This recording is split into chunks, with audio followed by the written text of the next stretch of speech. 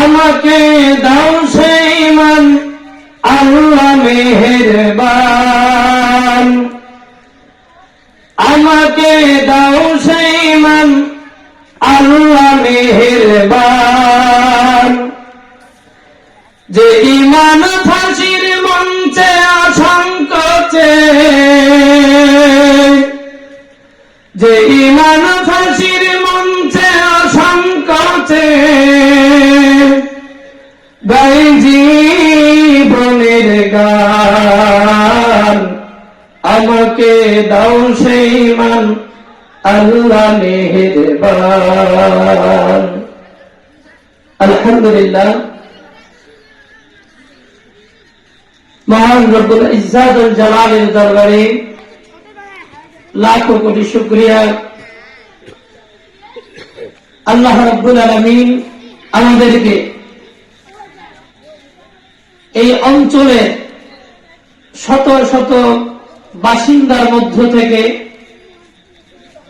আল্লাহ পাকের কিছু মনোনীত গোলামকে এই কোরআনের ময়দানে জান্নাতের বাগিচায় আমাদেরকে মেহমান হিসেবে কবুল করেছেন। এজন্য সেই মনিবের দরবারে শুকর আদায় করছি আলহামদুলিল্লাহ। আর জোরে বলেন আলহামদুলিল্লাহ। দরুদ ও সালাম বর্ষিত হোক বিশ্ব মানবতার মুক্তির দূত রাহমাতুল লিল আলামিন সাইয়্যিদুল মুরসালিন জনাব মুহাম্মদ রাসূলুল্লাহ সাল্লাল্লাহু আলাইহি ওয়াসাল্লামের প্রতি। আমি মহাবিশ্বের মহাগ্রন্থ আল কোরআনুল কারীমের 69 নম্বর সূরা সূরাতুল আনকাবুত থেকে আমি একখানা আয়াতে কারিমা তিলাওয়াত করেছি। উক্ত আয়াতে কারিমাকে সামনে রেখে কয়েক মিনিট যতটুকু সম্ভব আমার ক্ষুদ্র জ্ঞানের পরিসর থেকে জাতির কল্যাণের নিমিত্তে, জাতির হেদায়েতের নিমিত্তে যতটুকু কথা বলার তৌফিক দান করেন। আল্লাহ পাক যেন এই অল্প সময়ের মধ্যে জাতির কল্যাণের উদ্দেশ্যে সহি কথাগুলো যেন আমাকে বলার তৌফিক দান করেন, পরে আমিন।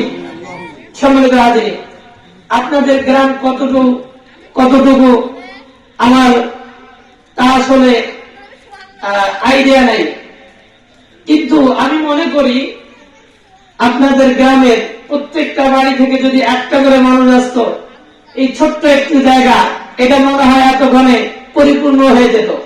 ঠিক কিনা বলে? সম্মানিত হাজির, আসুন আমরা কোরআন থেকে কথা শুনি। আমরা পৃথিবীতে এসেছে এমনি এমনি আসিনি, উদ্দেশ্য আছে না? আচ্ছা বলেন, আমরা যে পৃথিবীতে এসেছি উদ্দেশ্য আছে কিনা?